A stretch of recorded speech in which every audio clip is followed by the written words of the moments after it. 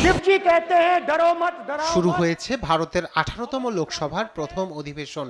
শুরু থেকেই কোমর বেঁধে নেমেছে বিরোধী ইন্ডিয়া জোট। ছাড় দিতে নারাজ ক্ষমতাসীন हिंदू এনডিএও। कहते हैं वो 24 घंटा हिंदू। সপ্তাহ শুরু হতেই কার্যত উত্তাল হয়ে উঠল লোকসভার অধিবেশন কক্ষ। সোমবার রাষ্ট্রপতির সূচনা বক্তব্যের ওপর আলোচনায় অংশ নিয়ে বিজেপির হিন্দুত্ববাদের কঠোর সমালোচনা করেন লোকসভার বিরোধী দলনেতা রাহুল গান্ধী। मोदी जी ने अपने भाषण में एक दिन कहा कि हिंदुस्तान ने किसी पर आक्रमण नहीं किया।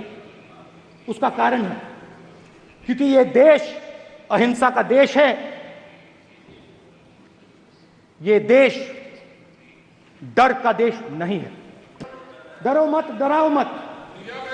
और दूसरी तरफ शिव जी कहते हैं डरो मत डराओ मत, और जो लोग अपने आप को हिंदू कहते हैं वो 24 घंटा हिंसा हिंसा हिंसा। রাহুল গান্ধীর ওই মন্তব্যের পর থেকেই লোকসভায় শুরু হয় উত্তেজনা।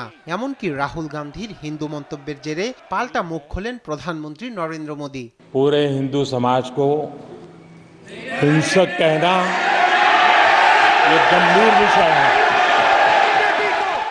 এদিকে হিন্দু মন্তব্যের জেরে রাহুল গান্ধী যাতে ক্ষমা চান সেই দাবি করেন কেন্দ্রীয় স্বরাষ্ট্রমন্ত্রী। সেই সঙ্গে কংগ্রেস সাংসদের হিন্দু মন্তব্যের প্রেক্ষিতে কংগ্রেস আমলের জরুরি অবস্থার কথাও তুলে ধরেন অমিত শাহ। विपक्ष के नेताजी ने कैटेगोरिकली कहा है कि जो अपने आप को हिंदू कहते हैं। লোকসভা নির্বাচনের পর থেকেই নানা ইস্যুতে চাপের মুখে রয়েছে বিজেপি। আগামী 5 বছর মোদী সরকারকে এমন নানা চাপ মোকাবেলা করেই অগ্রসর হতে হবে বলে মনে করছেন বিশ্লেষকরা। রায়হান কবির শুভ্র, নিউজ ডেস্ক, দেশ টিভি।